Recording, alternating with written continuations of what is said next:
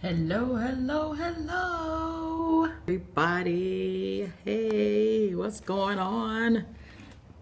I know I just jumped on here just for a quick moment. I did a Periscope yesterday, and I did a blog yesterday, and I guess I'm in a talkative mood, so I guess I'll go ahead and Periscope what I can do while I feel like talking.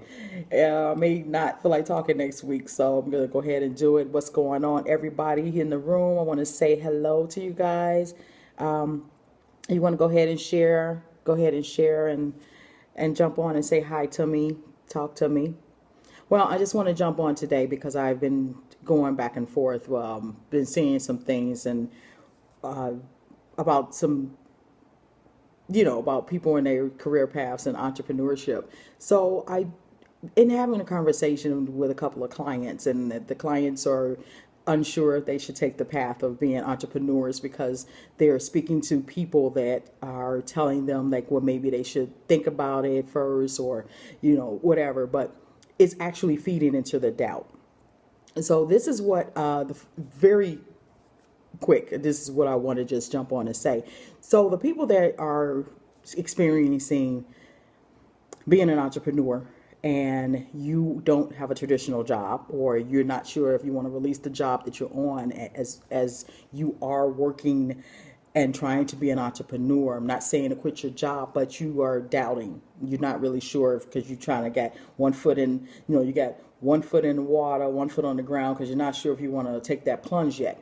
I totally get it, because I too was that. Well, we're like that. But then I had to think about it. I had to go back and look over my life, and especially when I started my company in 2010. I started my company and I had nothing. I had nothing. I had just got out of a relationship, a 17-year marriage, and I had to start over. And in the midst of me starting over, I was starting a business. I started a business when I thought it was going to be comfortable. I thought I was going to ride it out. I had young children at the time. I was like, okay, I'll give this about, I can stay married 10 more years and then I'm bouncing. When last kid graduate, I'm gone. But it just did not work out that way. Hey, Robbins, Joy, what's going on? Hey. So I thought I was just going to be like, you know what, I can ride this out. I'm going to establish my business. I'm going to stay in this thing because I'm going to still get something out of it. Well, they didn't work that way. So here I was, homeless, no job. I was still an entrepreneur, and I stuck it out. I started Phoenix Rice Productions, and reason why I named it Phoenix, because at the time of all of the confusion, the old me was burnt out. I had to become something totally new if I was going to take on the entrepreneurship or take on this new avenue in my life. And I'm so glad I've done it. And I was 5 years ago. Now, in the midst of all that, I operated my business for 3 years, no money. Everything I ever did, like freelance work, all that went right back into my business. I used resources. I don't know how I did it, but all I can say is when some people say, but God, that's pretty much it, but God, because I'm telling you, I don't know how I did it. So here we are. We moved out of Chicago and came to Dubuque, and first thing I thought about, hey, thank you for the hearts, and I thought about it like, hey, you know what? We got to get jobs, which we did. We got jobs, so we know what we needed to do to sustain ourselves, and that's what we did. But at the same time, we were still facing the challenges of we working and trying to run a business, and the jobs are not sustaining what we need to do for both. So we have to take that leap of faith. So the point I'm getting to is we have friends that work 9 to 5 jobs. I also have friends that are entrepreneurs, that are wealthy. I have wealthy friends. And I tend to gravitate towards the wealthy people because they have established their wealth. They're older than we are, and they have established themselves to the point that those are the people that I know, that I feel more comfortable with, the people that I've grown up with, the people I've been friends with. I'm always friends with them. But when it comes down to taking solid advice, when it comes down to owning a business, you cannot listen to people that never done it before. Thank you for the hearts. Thank you. So basically, I asked a question yesterday on Facebook, like, hey, how many of you in business that started a business have relatives or friends that say, you know, maybe you should get a job, or maybe you need to do this, you know, maybe you need to have a realistic goal. And then I asked the question, how many of you listened to them? And then I responded myself, I almost did. So when you get those people, when you get into these conversations, one thing you have to be clear. If you know you have a business, that's right. Surround yourself by what you want to become. Absolutely. And I'm telling you, you know, the biggest mistake that a lot of people make, even the guys, the athletes that come from urban areas, what they do, they get money and they go back to where they come from, and then they get in trouble. Some of them get, you know, there's some that went to jail. Thank you. Thank you. And so what happens is you know, what's that term? When keeping it real. Thank you, Robin. We say when keeping it real goes wrong. That's what happens. So what happened is MC Hammer did it. You know, you get up there because you kind of like want to get it out of the conversation of you think you arrive and you don't want your friends to say, oh, you know, you think you all that. So you kind of want to keep your friends around because you want them to show that you haven't changed. Well, in fact, that's not true. You've changed. And when you change, you're going to lose some people. You can't take everybody with you. What it is that you can always help someone. You can always reach back and help those that want to be helped, not wanting a handout. Let me tell you something about the poverty conversation that I've learned. When you are in poverty, or when you have a poverty mentality, and that goes for anybody, I don't care how much money you have, you're going to always expect someone to do for you. You have a entitlement attitude, and that's what I said about the poor and the rich have the same attitude, entitlement. That is there's not, the only thing to separate them is the dollars. They have the same mentality. They have the entitlement mentality. So if you think you're entitled to something, you're going to expect people to give you. And I won't say rich people because I'm not talking about rich people. I'm talking about the wealthy, entitled wealthy, because there's a lot of wealthy people that are very humble. They know where they come from. They give back. They reach out. But I'm talking about the ones that are straight up greedy. Let me just say the greedy, the poverty, the poor greedy, and the rich greedy. Let's classify it that way. Two different people, the same mentality. When you have the rich greedy and the poor greedy, they have an entitlement attitude. So basically, this is what I had to do for myself. I had to get away from that thinking of people are going to help me. I have a business. Why isn't anybody helping me?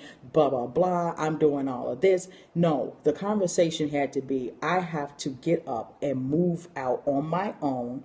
Not my own, but use the resources I have, because everything I need is on the inside of me. And once I realized that, I had to keep moving. And yeah, you're going to hit bumps in the road. It's a challenge. And what people don't understand that never started a business, they will never understand what it's like to start a business. And let me tell you something. My husband watches this guy on YouTube, and we were talking about it earlier, and we talked about this entirely. You said it's like getting out of rehab and going back on the block, up, absolutely, up your level of thinking, renew your mind. Thank you. That is exactly, and it says it in the Bible. You know, when you're a new creature, you renew your mind. It's renewing of your mind. You're transformed. And people don't understand the conversation as transforming your life. When you transform your life, it is for elevation. We are here. It's not a mistake that evolution is a conversation that people don't want to think about. And this is another conversation, creation and evolution. People don't want to believe that things have evolved. People don't want to believe that we evolved out of something billions of years ago. They rather believe in creation. But here's a conversation with creation and evolution. People believe creation means it just happened.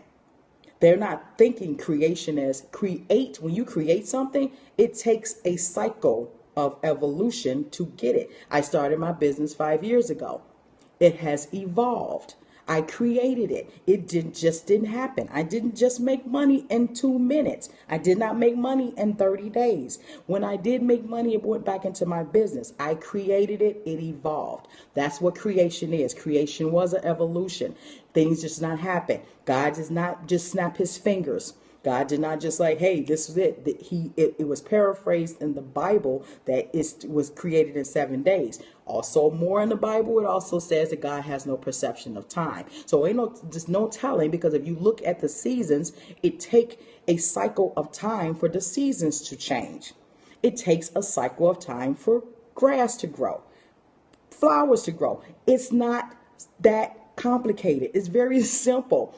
So basically, people believe that things can instantaneously happen. I'm not saying that you won't get instant success. I'm saying that in most cases, if you want something that longevity and you want it for a while, you want to make sure you're planting the seeds and the roots are you rooted. That's what you want. And you can plant all over. And I keep referencing the Bible because I have a background. I say I'm spiritual, and I don't get into that conversations with other people. Thank you. I don't get into the conversations with people about my religion and all that, because I don't do that. But what I do know is I read a lot of different books, and I take my knowledge from a lot of things that's going to edify my spirit and give me the knowledge that I need. So there's, like I said, you're like a tree planted by living waters. That is what your business is. You are planting your business. You want to plant it by living water. The people that you speak to are not living waters. People that are speaking, giving you doubt, that ain't living water. They're killing your seeds. They're killing your tree. They're killing it. So when you start talking to your friends to get up and go to work every day, and perfect example. This person that my husband was talking to earlier, talked about being an entrepreneur. He's an entrepreneur. So when he get around his white friends, or other cultures, they say, "Oh, you're an entrepreneur. Congratulations. It's so awesome." They want to hear about what he's saying. He gets around black people and get around there. He's black. So he gets around his own, the conversation is, "Oh, so you don't have a job." See how that just kills your dream? I experienced the same thing. I went to a funeral with my grandmother and my sister, and my grandmother went on and on about my sister and her many degrees and this blah, blah, blah. And then she got to me like, "And this is my other granddaughter. Tell them what you do." That was one of those things that was like I just told you, like just earlier today, the business that I'm in and what I work on, and you couldn't remember an hour later what to tell somebody. So these are type of things. There's nothing against them. There's nothing against the people in the way they think, because that's the way they think. You have to know when you get on this side of the spectrum of entrepreneurship, when you get all in and ready to play the game, you're going to have to surround yourself just like just like you said, Robin. You have to surround yourself with people that are like minds so you can constantly grow and expand, because you are not going to grow and expand when you are constantly around people that work every day. They cannot grasp the concept. If they lose their jobs today, they will not know what they're going to do. They're going to scramble around. And I'm telling you, I've lost more things than people have ever owned in their entire life.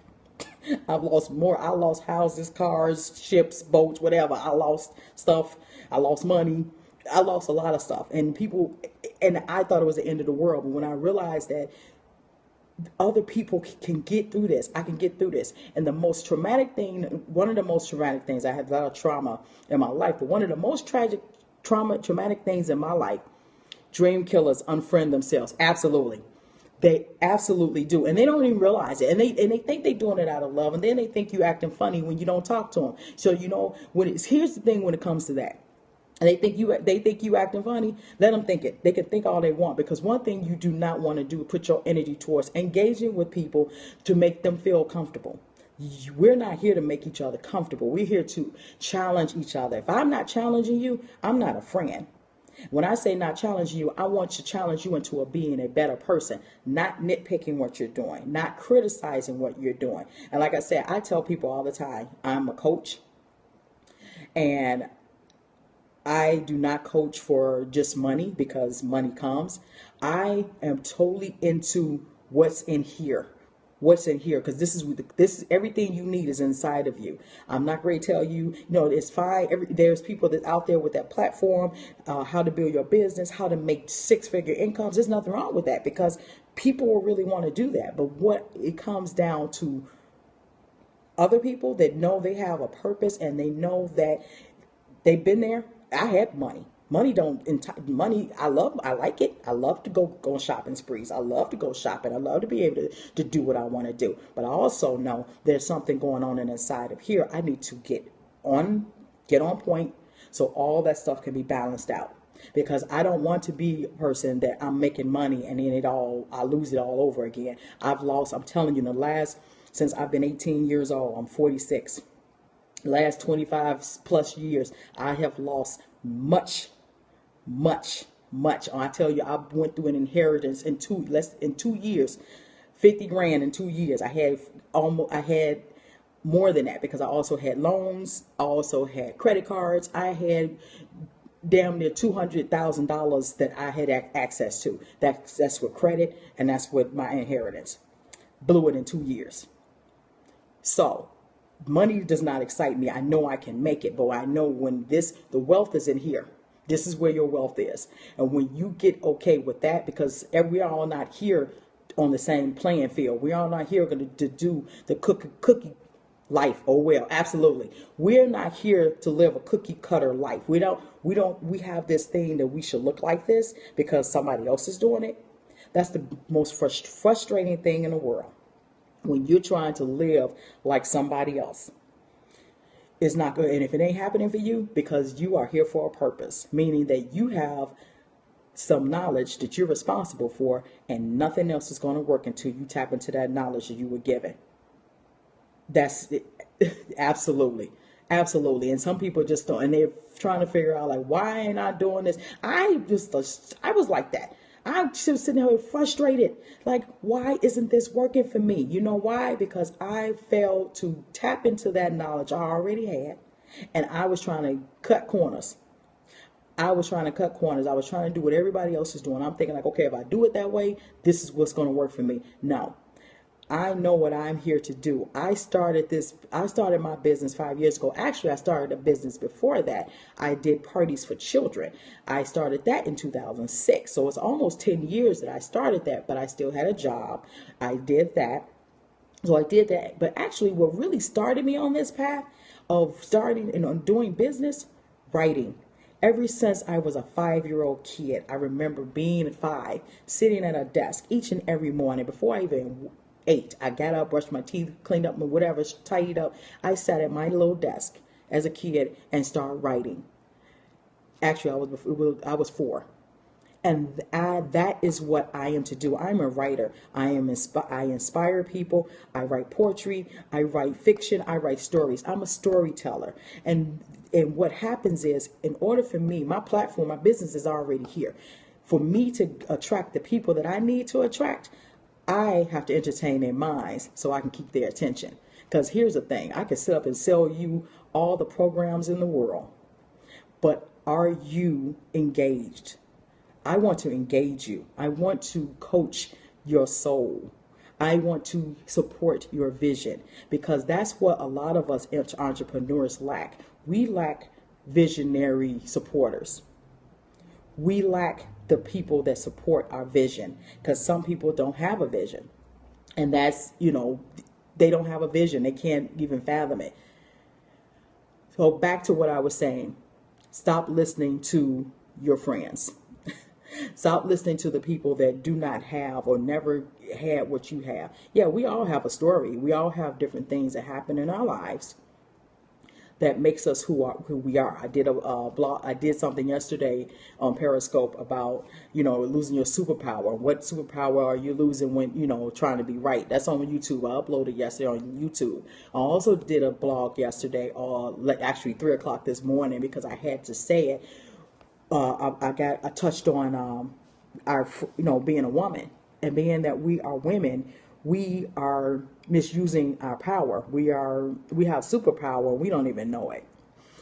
Okay, so you can check that out. You can look it up also on my Goldie Loves You blog. So you go to my page on Facebook, Goldie Loves You. You can see all that. You'll see my videos. I do a whole lot. You'll see I do a lot, and I do have a book out, a poetry that's out also. That's on Amazon. You can go to my Amazon page, Goldie Loves You. So if I hope I touched some people today. I hope you got inspired. This is the weekend. I just had to jump on because I had something to say, and I wanted you all to hear it. I wanted you all to embrace it. I hope it encouraged you, uplift you. Thank you so much.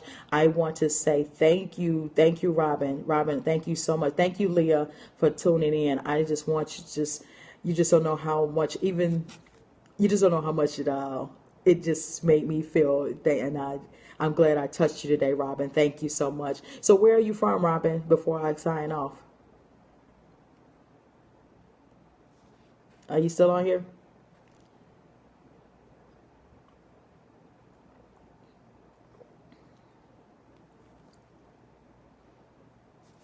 Anybody else in the room just want to say hey, acknowledge me if you want to. Well, I'm gonna post this back up. Yeah, God bless you too. Robin, where are you from? Dallas. Awesome. I got friends down there. I got friends down there. I'm a house head too, so you'll see that. Thank you. You'll see that I'm a house head. You look me up on Facebook. You see I'm a house head. I got house head friends down there that do parties in Dallas. So you'll. So if you see me down in Dallas, I'll look you up when I'm down in Dallas. I'm in Dubuque, Iowa. It's a beautiful town. I love it. Thank you. By way of Chicago, I'm from Chicago originally. Thank you so much. Thank you, God. Thank you guys so much. I may jump back on. Just stay tuned. I do it unannounced because I'm so spontaneous like that. All right. God bless. Be well. I'm sending love and light. And remember, Goldie loves you. Later.